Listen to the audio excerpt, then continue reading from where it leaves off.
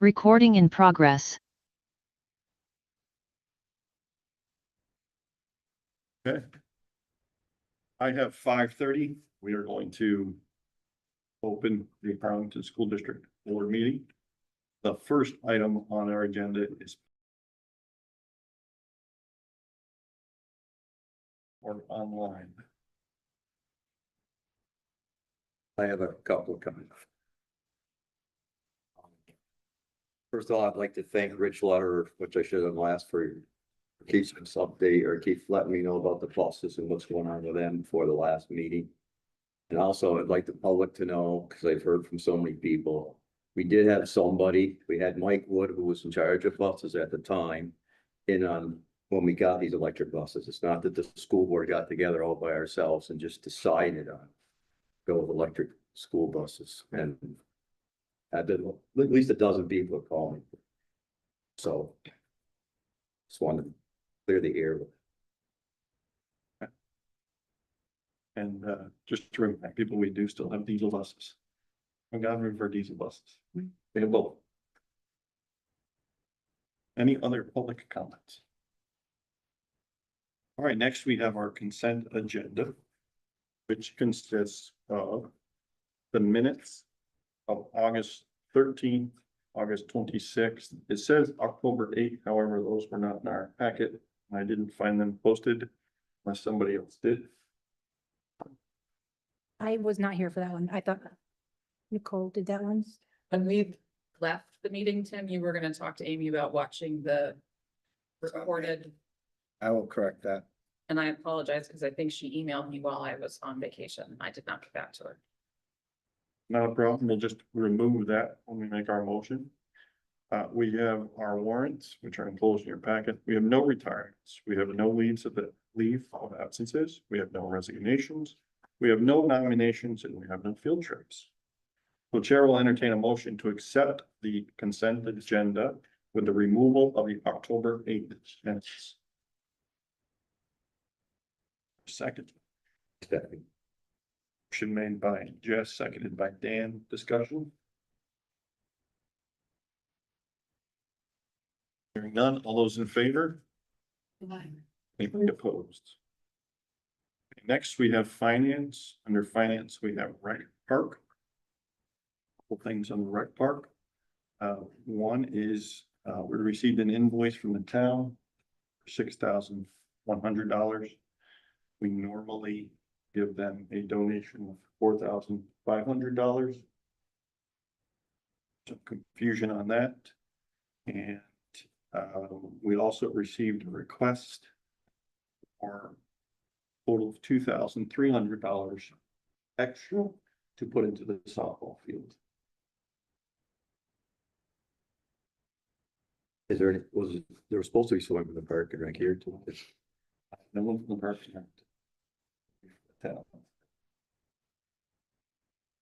I wanted to inform you on that. For now. If there's any questions that we could discuss in open session. I guess my question is, why did it go from 45 to 61? They didn't know. When I inquired, they said that the previous town administrator had talked to the principal, which is not true, about an increase in it. So we're not sure really where that came from. And you said we normally give 4,500 donation. Yeah. So is it then left up to us to decide how much to give, or is they? It's been $4,500 for years and years and Years. years. Wow. Yeah. Yep. There was a brief conversation. So last year, before you started, we put an additional $1,800 into the softball and baseball field.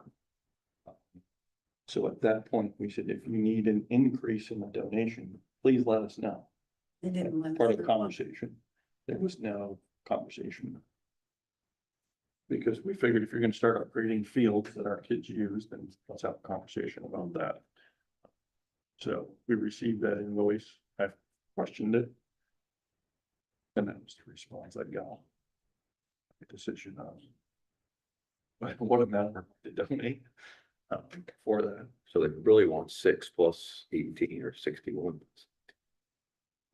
So Plus that's 23. 6 plus 23. The 23 would be separate, solely for the softball field upgrades that have occurred, I believe. Well, that's what I was, that have already occurred, that they've agreed to, but now are coming to request. Yes. Keep that in mind, decisions. Any other questions? Are you, I mean, you have action requested, so Just in case, I put it down there in case there was action on this, so. Asking for one, but if I don't put action here, then there's questions on it. I've learned over the years that we now put action requested in case that there is. I mean, it would be helpful with the 6,100 if there was some.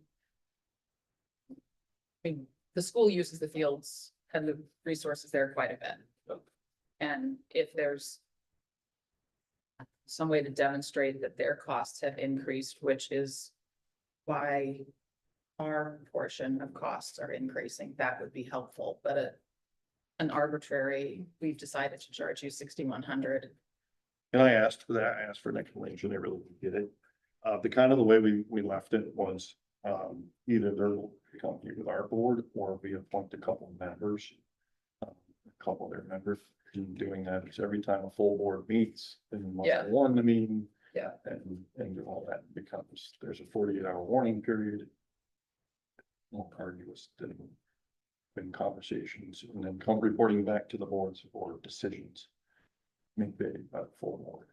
So, I mean, we're really lucky to have access to the fields and the facilities, and they're very well maintained. And so I'm not opposed to an increase. It's just wanting to understand rationale for the change from last year to this year. yeah, there really isn't no rationale. Like it was just, to me, it was a random number of $6,100. If you said $6,000, I'd be like, okay, so you raised it $1,500, right? But it went 6,100, so I asked for the explanation, really couldn't get. Or if it's connected at all. Of. Doing the field. No, that came out separately. So, That's what I asked when we got the invoice. I thought it included the monies for the field. But it did not. That then came separate. so. You know, I think costs go up, and keep in mind, like, this is a donation. It's the way that the work was created. We're supposed to be charging for usages of it. It's donation driven. School has for a very long time just donated the $4,500 to help with the expenses because we utilize the kids. That's why I said, if you need additional funds, have conversations about it. The school board can then budget. Yeah. Every year for additional funds. I agree 100%. Our kids utilize that park tremendous amount. Should we donate the appropriate amount of money to help? Well, yeah, and if there's some animosity from the park feeling that we don't contribute an amount that is equitable to our use of it, then that should be addressed, but I did not without the context, it's hard to know. I did not get that sense at all, that there was any type of animosity. One of the things that I shared was one of my concerns was, if, you know, as we start to donate or give more money, that there has to be a clear usage policy on these fields, because one of the issues, with the reasons the field has to be redone is some basics and things gotta move. Do the field out of square and stuff like that, which I think affects softball in that particular field. My concern is if that happens with other fields, we have no control or say over who uses it. So. Just needs to be some clear policies to ensure that there's a way to control who's using it and ensure that what they're doing. So Todd, I don't know if it makes sense to have you and possibly Kathy Meehan. I mean, from an athletic director standpoint, that's really the primary uses for our athletics. If it makes sense to have you all meet come up with an understanding and agreement and figure out what that appropriate cost is. I don't know who needs to be involved in the conversation, but certainly it does not need to come to the full board other than once it's finalized. I'm willing to do that. This conversation, report back to you all. I'm a little disappointed when that park and rec was started. My mother was an original member. She's probably the only one still alive. There's federal money involved, but it was also set up so that it paid for itself. And then the town took it over and everything seems to have changed. That's all I'm looking at it right now. I do believe that, there are two separate entities. I will say that I do believe that it is actually your Parks and Rec committee that is paying for the softball upgrade through donation. Funds are, I think the town is paying for it, but then they're gonna be reimbursed by the Parks and Rec committee. Funds, the trust funds set up for the plans.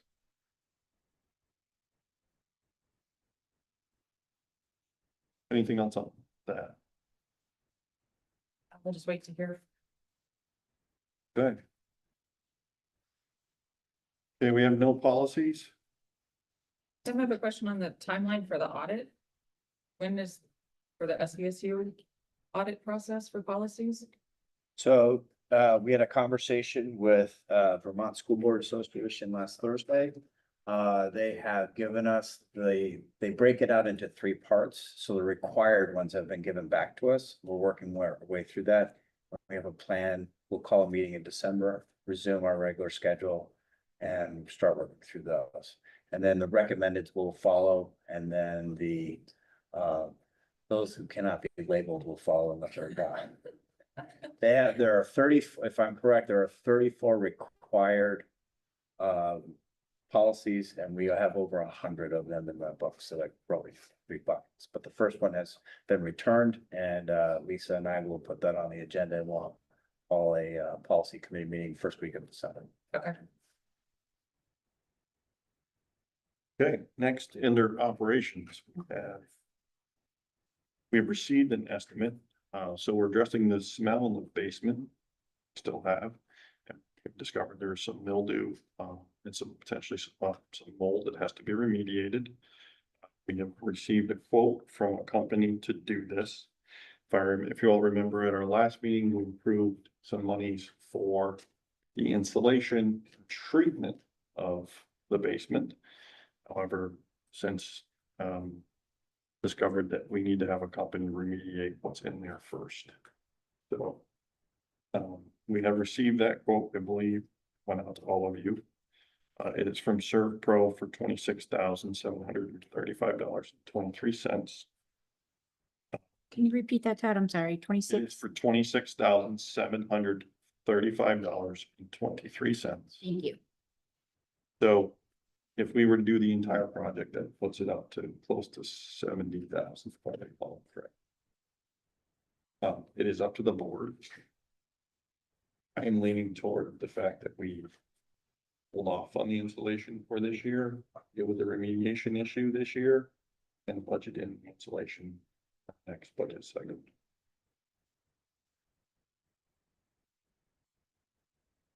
We do have to eventually have to have insulation vapor barrier put down, because if we don't, then We'll have this again. it's likely gonna happen again in the future. It may take a decade to realize it. It's gonna happen. So, but in the interest of budgetary constraints, $65,000 budget for. That was just my thought. What did we approve the last time? The insulation, they were going to insulate the entire 60-foot basement, put a vapor barrier down, insulate walls. Encapsulate the floor joists, stuff like that, to prevent any future moisture infiltration. As well as, of course, add insulation value to it like that. And that, without the minutes and without mine, that motion was made and approved. Correct. Okay, so we would need to do what then if we have? We would need a motion, and vote to rescind that, because nothing's happened on that yet, because the selected Okay, And then we would need a separate motion to accept Servpro's quote and authorize them to do the work. The only, the only piece that I would like to add is that, last month, when you looked at the vapor bearing insulation quote, I said I'd come back with, if Efficiency Vermont had any funds they could contribute, and they have set aside 10 grand for that work, so that brings the whole, because that was just shy of 40. So that would be 30 now, and they base that based on oil savings and other heating metrics. It's also something that we can revisit here a couple more months as we get a more clear picture of the end of year budget stuff. If then there's surplus funds and things like that. To hit the insulation piece. That's good to know. That's huge. 10 grand's a big change. So the other thing that I briefly got a conversation with Holly about tonight was the water infiltration. One of the things that we noticed is it used to be a slate roof, and when it was a slate roof, the gutters were ripped off the building basically from ice buildup. That has since been changed. It is now an asphalt roof with water and ice barrier underneath it. So we discussed having new gutters placed on there and then the gutters put into the drainage system that's already in place out there to remediate some of the water. So you something. I have a question on this because last, we're here, we kind of rushed this through because it's a problem for Deanne, not everybody here smells so bad. So if we're gonna wait now and not do anything about it right away, is that what we're saying? No, we're having the remediation done. That's gonna cure that smell. That's gonna be taken care of. Then the insulation will prevent that from ever happening again in the future. It's not like it has to get done the day after this. It's, remediated, but it is an issue that's going to creep up again. If we don't stop any moisture, we don't create a moisture barrier. So we talked about it's gonna be done over Christmas vacation, right? Well, I think the remediation can be done then. I think the insulation's a different aspect, but that's gonna be done. And the insulation also, when they do, it gives a little bit of off gassing. We don't want kids or. I know one of the concerns with the space down there is access. Is that an issue for the mold remediation work? No, No, okay. that was, in the. We have to do that. Okay. And is Servpro the only one around that does this? At this scale? At this scale with the correct certifications to perform the work. And if anyone wants a tour, I'm happy. It's really fun to crawl around. Oh, yeah. Yeah, it's like a historical thing. It's great.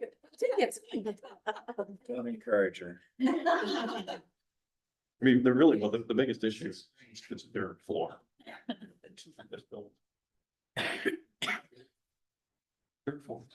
Well, and everything that we've talked about in this whole area, properties along East Arlington Road now wetter than they were before. Yep. Okay, so Chair would entertain a motion to rescind the previous vote to have the insulation done. Motion. I'll second. Second by Terry. And further discussion. All those in favor? Aye. Anybody opposed? Next, we'll entertain a motion to accept Servpro's bid of $26,735.23 for remediation. I make the motion. Motion made by Dan, seconded by Jess. Any further discussion?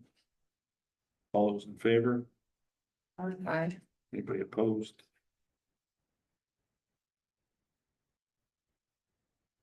Right.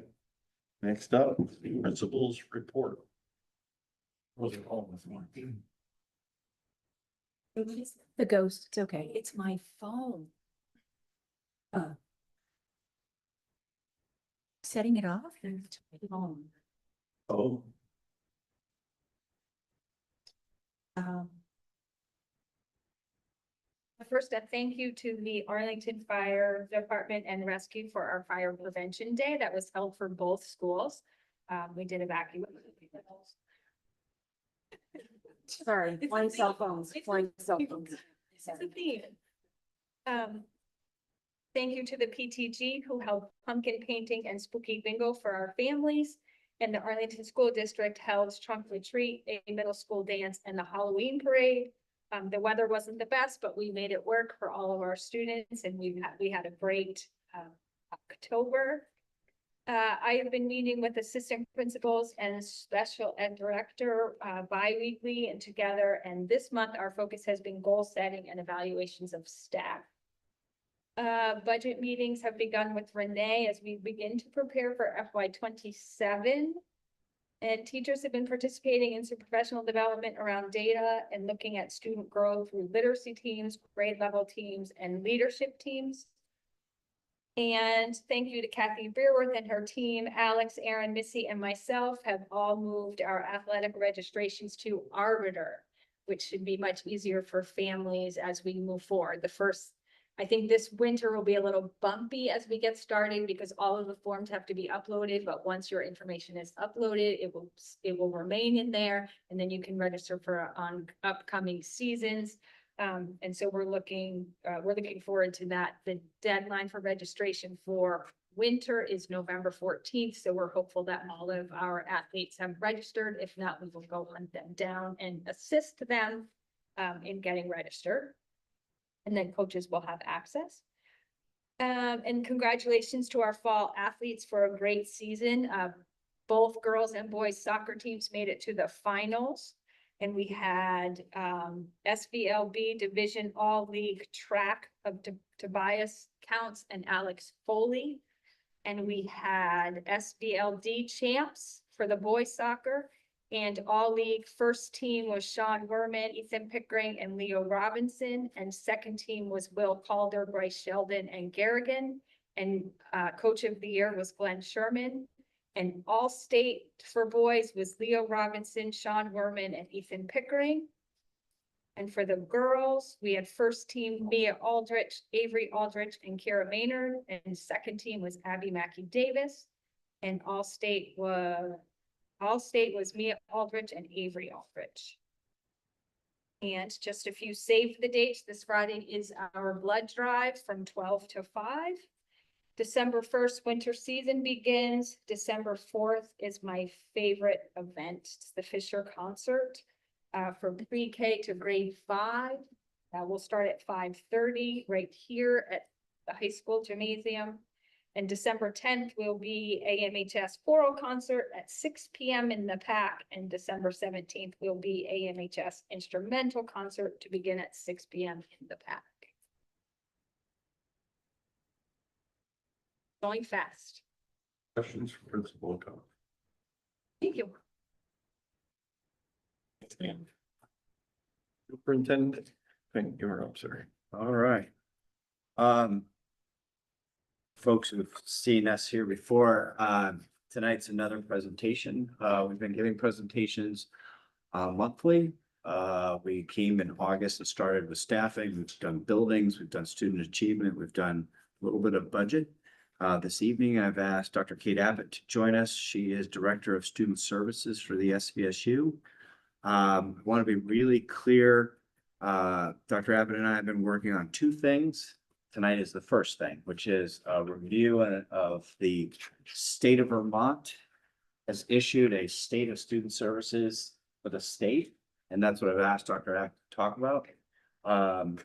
We are also working with Dr. Megan Roy. She's out of St. Mike's. She's a retired superintendent, retired district director of student services. She has also completed a second audit for us. This one regarding student services.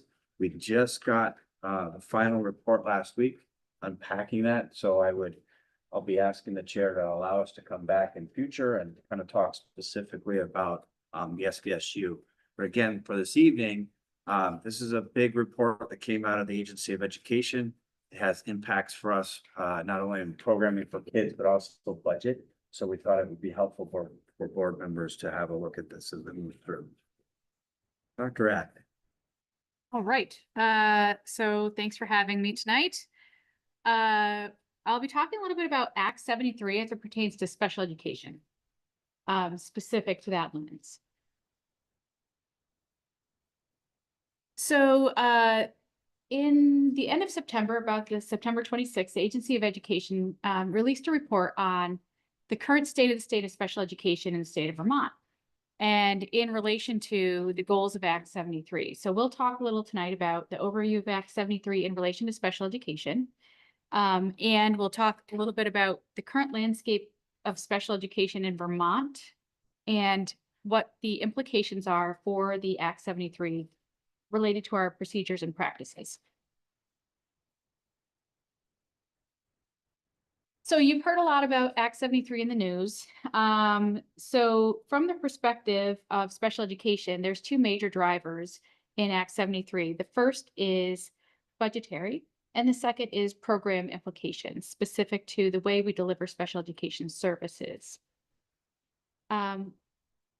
What the report from the Agency of Education kind of highlights is what's the state of the state in terms of population, individual types of disabilities across the state, and services that we provide and how those services are funded.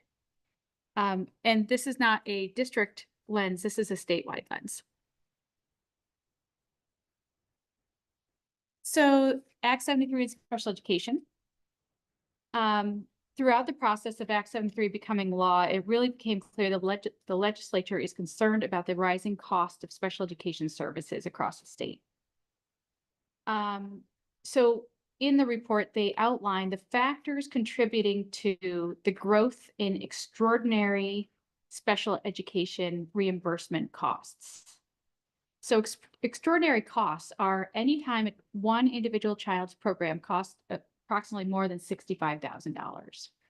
That oftentimes happens when children have to go outside their home communities to go to school. You incur tuition, you incur transportation. So if you don't have the local service offerings, the cost of that educational provision for that child can exceed $65,000.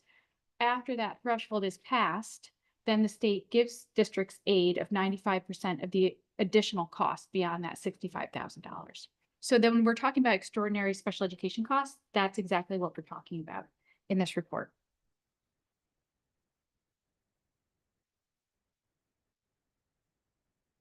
So the educational landscape in Vermont, the Agency of Education shared that this total student population in the state of Vermont has declined since 2017. And so that blue line there is looking at the total enrollment. The red line you see on the screen is the percentage of children in Vermont that have disabilities that are qualifying for IEPs. So as the total population of students across the state have declined, the students that need something special and extra in order to access their education has increased. Has anything changed during those years while it's gone up to make more kids that would be there that weren't there before? We're going to look, that's a great question. We're going to look at some very specific trends of disability categories that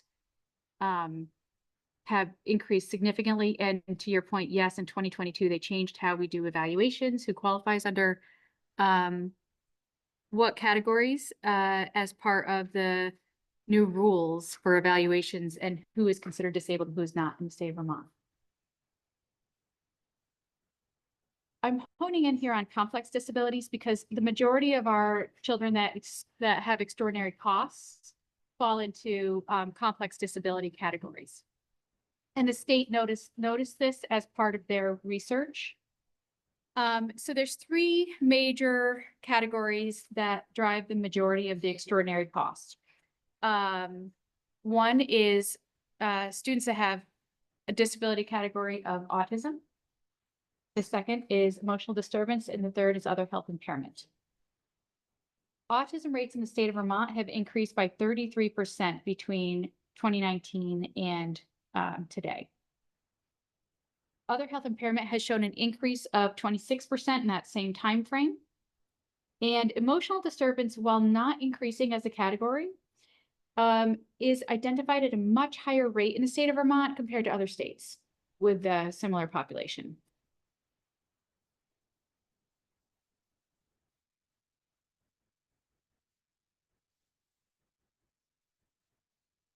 So the state has broken down a kind of a comparison between Vermont and other similarly positioned states.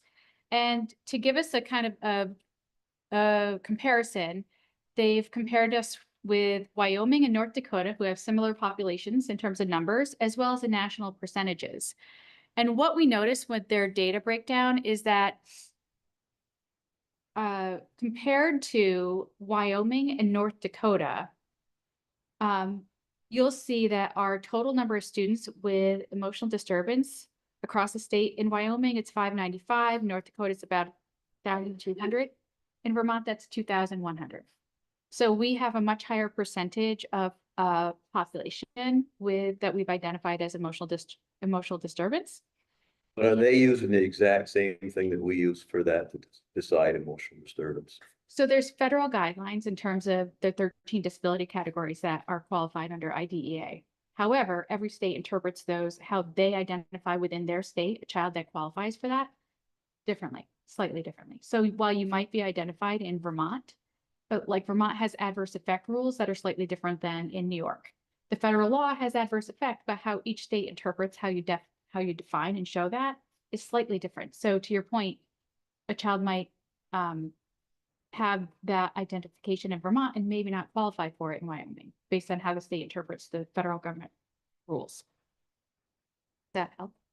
I guess what I'm saying is just to make it, so a liberal state would probably have more than a conservative state, basically, is what you're telling me. No. I think it just has to do with how each individual state defines what they consider criteria for eligibility. Sure. And that varies from state to state. And our own state changed our definition in 2022 of how we consider eligibility with adverse effect data. So it's different from state to state, but it's overarchingly the federal IDEA rules outline what 13 categories qualify as disability categories that allow for IDEA funding. All right, so back to this chart. So as you notice, 62%, Vermont does an amazing job. 62% of our students with emotional disturbance are educated in the general education environment at least 80% of the day. That's more than the national rate, which is 55%. However, when you look at the bottom chart, the bottom half of this chart, that's children that are educated in their home schools, but for less than 80% of the day in the general classroom. What we notice is that when we get down to separate school, children in Vermont with the identification of emotional disturbance are much more likely, they're at 19%. 19% of that population is educated in a separate school environment. Compared to in Wyoming, that's 4%, and in North Dakota, that's just under 2%, and federally, that's 10%. So Vermont has a higher rate of educating our children that have emotional disturbance in separate settings, separate school settings. When we look at autism as a complex disability, we notice some of the similar trends. 63% of our children that have autism are educated at least 80% of the day in the general education environment, compared to 51% in Wyoming and 51% in North Dakota. So we are very inclusive as a state. When we go down through the next two categories, which is spending more time in separate classrooms, but still within the same school, versus being educated in a completely separate school, we see the same trend as we see with the category of emotional disturbance. 9% of our children that have autism are educated in a completely separate school environment, compared to 1.95% in Wyoming and 1.37% in North Dakota. And nationally, the rate is just under 6%. So Vermont, what this speaks to is that we do primarily inclusive education, but as we need more intensive supports and more separate environments, we lack those within our homes community schools. But these, you say they're in separate schools, are these typically schools that specialize in those particular disabilities?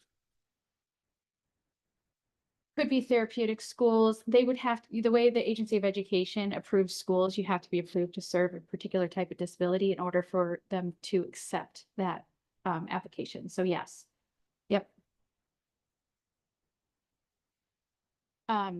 State trends. So what we notice here, we've there we are, is that, the state report notes that the expansion of the continuum of services aims to reduce the number of students served in separate out-of-district programs, and that would directly address the core goal of cost containment. So basically what they're saying is that if our local schools were to be able to expand our continuum of services, then we wouldn't have to have so many children go to school outside their home community, which would also have the double benefit of having reduced cost.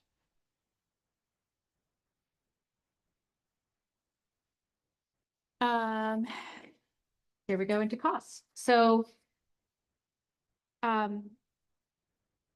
this chart shows you a longitudinal data over from fiscal year 18 to fiscal year 2024 over the course of 6 years. And what they noted in the Agency of Ed report is the growth in extraordinary costs make up roughly half of the increase of total special education expenditures, while they only represent 15% of the population. So this extraordinary cost number that we've been talking about, this is really what's driving the increases in cost of special education across the state.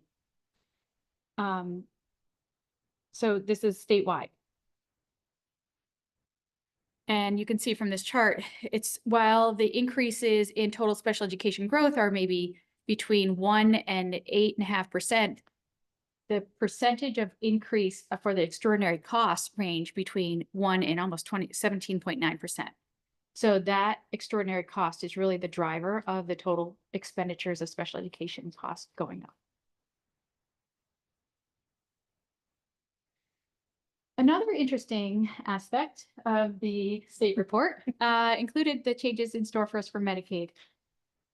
So within this state report, they talked about a redistribution or reallocation of the federally allocated Medicaid grant funds. So currently, Kendall is one of our Medicaid billers, and what we use Medicaid as reimbursements in order to prevent disability. So we use Medicaid reimbursements for things like hearing and vision screenings, mental health supports, behavioral supports in our schools. They directly relate to staff salaries and supports for kids to offset challenges that they may have or prevent children from developing disability. So the two things that we're hearing about, whoops, with Medicaid reallocation is that, whoops, there we go. They're changing both the billing system. So we're moving to a different type of a billing system that will require new software for us to learn how to bill Medicaid.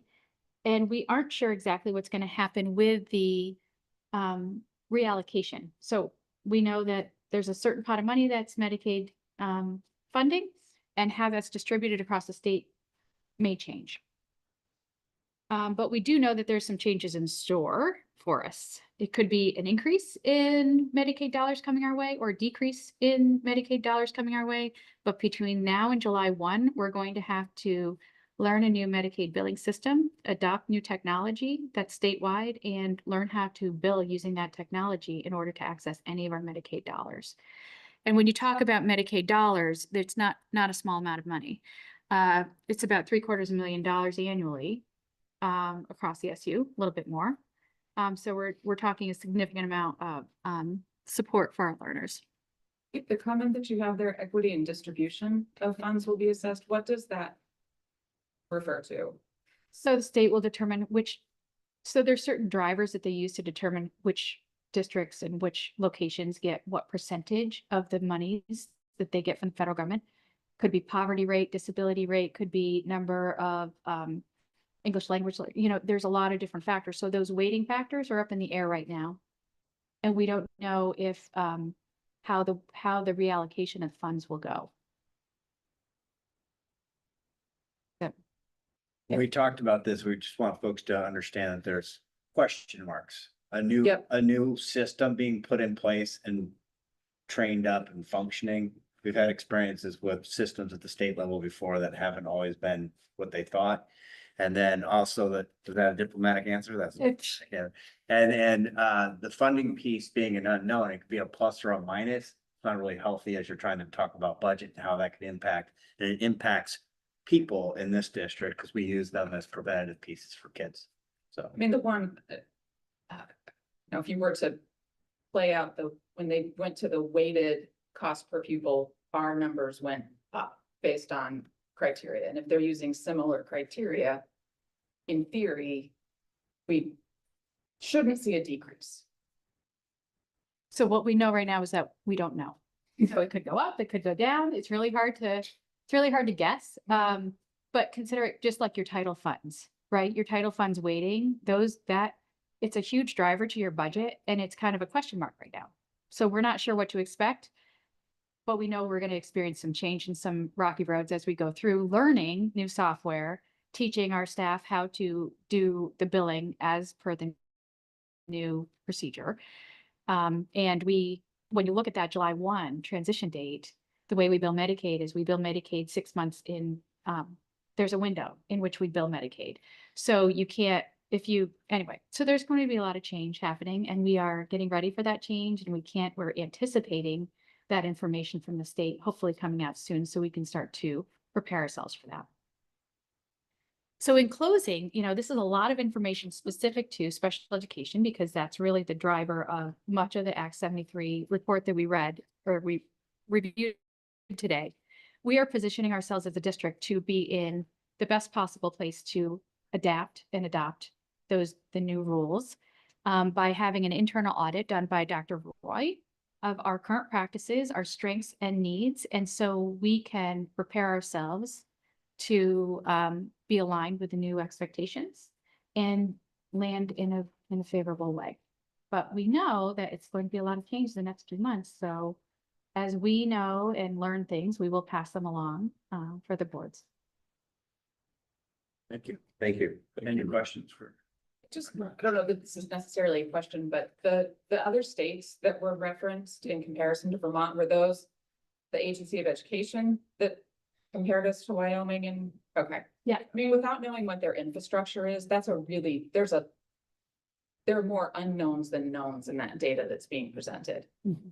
So you don't know what their infrastructure is like, you don't know what services they offer, you don't know what their governance structure is. It's a data point without any real justification for it. It could be as simple as just population. You are absolutely. Yeah.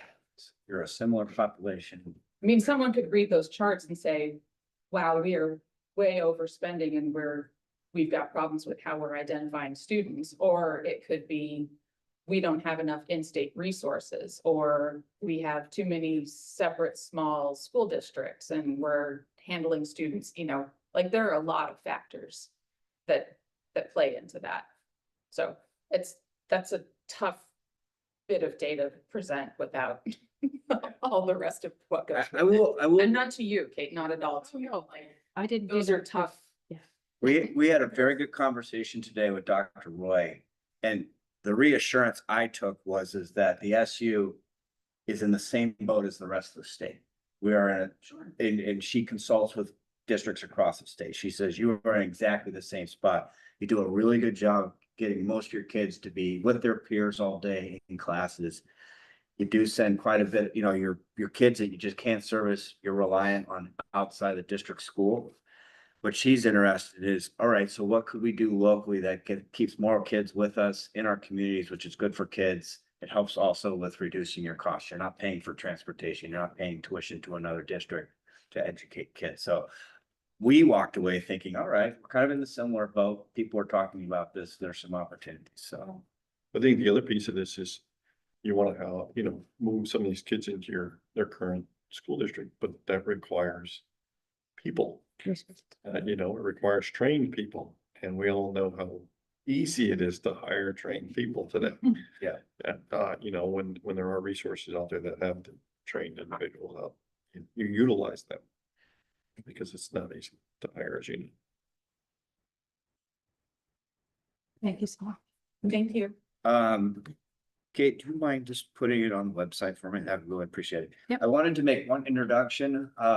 The SU has appointed an interim assistant superintendent, Beth Orch. She started the year as principal of Powell Elementary. She's been there since 2022. Prior to that, she did 15 years in San Antonio, Texas, where she was a teacher, assistant superintendent, assistant principal, principal. And she is originally from much closer to here, North Adams, Massachusetts, and it has been a great relief to have her in the office. We appreciate her taking on this challenge. Welcome, Beth. Well, Thank you. Two things on the website and then I'll done, because folks don't want to hear me jibber jabber. This is the SVSU website. Just two buttons to make sure. I know folks, as I move through the district, have various levels of interest in this, but there is a button at the bottom for Act 73, if you've been paying attention to that. And on this is the full text of the law. There's a summary. The redistricting map button, you can scroll on over there. And if you want to do your own research, we clicked it right there. And so you can figure all that out. Of course, if you read the digger, like a couple of us did that, you might want to take one of those maps off and set it aside. It may not make it back to the process. And then the other piece we wanted to show you is at the top of the menu under departments, there is a superintendent's button. And if you jump onto that page, so all the presentations we've talked about are listed on the left side, August through October. And then you can scroll over here and you can check out the newsletter and the podcast that we've been putting on. And it's not linked to YouTube, although I was in Arlington a few weeks ago and it's now up on YouTube. Simple Questions with Superintendent Payne. We had a very nice young man who did this community very proudly on that, if you want to check that out. But there's also goals in here. This is both my goals, if you want to check those out. Those have to do with governance and communication. And also the SVSU board has put its goals there as well, if you want to check those out. And then one last thing, I know that your chair, you guys have already covered this, but we have a handy dandy little school funding roadmap. If folks want to get really into the winding pathway of how we pass a local school budget all the way to our property taxes. And for the folks who really like to do their own research, there's even a math problem and a vocabulary list on there. If any proper lesson in school would be included. Okay. So just some information. We'll have more of that. And we'll be back next month with Renee and I, as we will be deep into the budget process and talking about that. But I thank you for your time. Questions for Superintendent? Tim, when Melissa was here presenting performance data, it was SVSU data on the continuous improvement plans. And it was referenced that that would come back to report on specific Arlington data. Was that in fact the intent? It is the intent. We're looking at a January, February Okay. presentation for that. Okay. Absolutely. Much like Kate's presentation, kind of a big one, and we'll come back and bring more detail as we get through. Yeah. The one encouraging thing for the task force and all the work that they have done and the 3 versions of the map and the career technical center versions that were frightening in the district that would take us from Rutland to Pownell and include Ludlow and Mount Holly, that was Big. What are they, BOCES, the Board of Education Cooperative Services, is the most encouraging piece of this whole conversation. And it directly could address what Kate's talking about in terms of cost. If you start creating larger structures where you can provide more services outside of your SU to students with those specific needs, it could be really beneficial. Absolutely. It A is what it voluntary approach that is incentivized. I would encourage folks who don't read the Digger every morning because you don't have anything else to do over breakfast.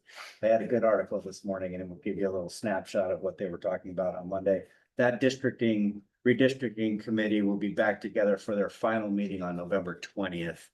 If you want to tune in, if you want to spend 8 hours of your day watching the committee work through its agenda, you could do that. But And apparently the Senate Education Committee is going on road in a similar way that the redistricting task force did, and they are the closest that they're getting to us is rough. But there are links to that, and tomorrow Katie West and I will be working on putting that up under the Act 73 button, so if folks wanted to, because each one of those has an opportunity for the public to weigh in. Yeah. We'll put those up there for folks, and there's 5 or 6 well, now they're into the second week, so there's 2 or 3 left over for folks Yeah. to participate, and we'd encourage people to There are participate. 4 more still to go. Any other questions for superintendent? Only that, when you folks are done, I'm gonna need signatures. We can do that. I have a chair's report, which was really under my chair's report was really gonna be governance and maps because, as of, this morning, I anticipated the 3 very loosely proposed maps. However, the basic gist of the articles coming out today is that, the redistricting task force is not going to propose any maps.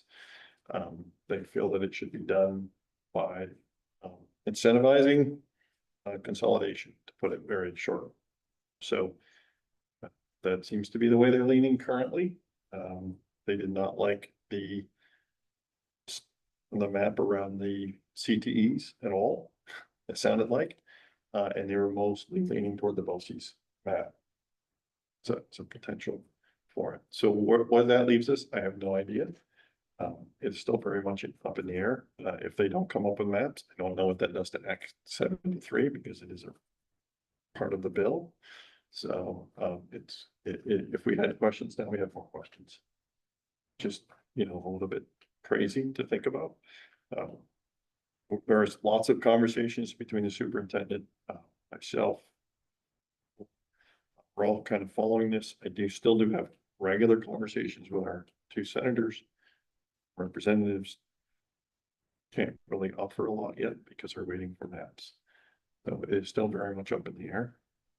Maybe we'll continue to all this, read and see how it changes. With time. And we have a meeting scheduled for next week with the elected officials too, so we'll have another opportunity to kind of weigh in and represent. The other thing I have under my report is, Tim, you said one of your goals is communication. I want to publicly thank you for your communication with the board chairs. It has been fantastic. You're very easy to get a hold of. You keep us informed. Thank you. So I want to extend a public appreciation for that. It's been great. So thank you. Okay, next we have FYI, which is budget status, which is was included in your packet. It's also on the website. Next, we have an executive session for 2 reasons. One is for contracts and one is for labor relations. Agreements. So the chair will entertain a motion to enter into executive session for VSA A1313 contracts, A1313 labor relations agreement, and invite Superintendent Payne, HR Director Galt, and Dan, Principal of Cost and Management. Is there a motion? Made by Dan, is there a second? Second by Terry, any discussion? All those in favor? Favor. I know this is really out of order, but I'm gonna say it out loud. Because Tara's here, the Arlington Common is gonna be hosting the Gone Guys movie with a discussion group January 11th. And that more information will be coming, but the school is gonna be involved in communicating and hosting that. Great. You're involved too? Yes. Okay. Yes, I will be there. Okay. Okay. Recording stopped.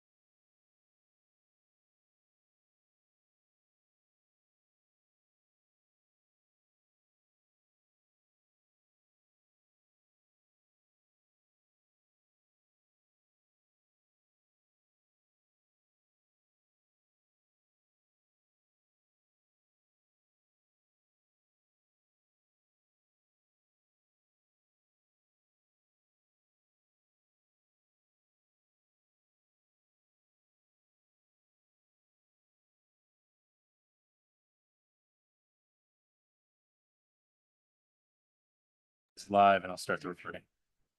Recording in progress. Set. Okay, we're out of executive session at 6:59. We do have some action requested. One is the chair will entertain a motion to enter into a contract with the town of Arlington to do our plowing during the winter months at a rate of $27.84 per hour. The use of the Arlington School District truck. Second. Make the motion. Dan makes the motion. Is there a second? I'll second. Any public discussion?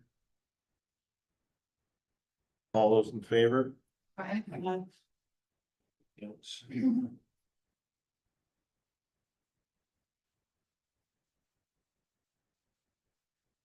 Okay, the next is to approve all non-union employees increase in wages. Chair would entertain a motion to increase non-union employees by 3.5% retroactive to July 1, 2025. I make the motion. Motion is made by Dan, I'll second. seconded by Terry. Any discussion? All those in favor? Aye. Anybody opposed? Any other business to be brought before the board? Hearing none, is there a motion to adjourn? Made by Jess, is there a second? Second. Second by Terry, and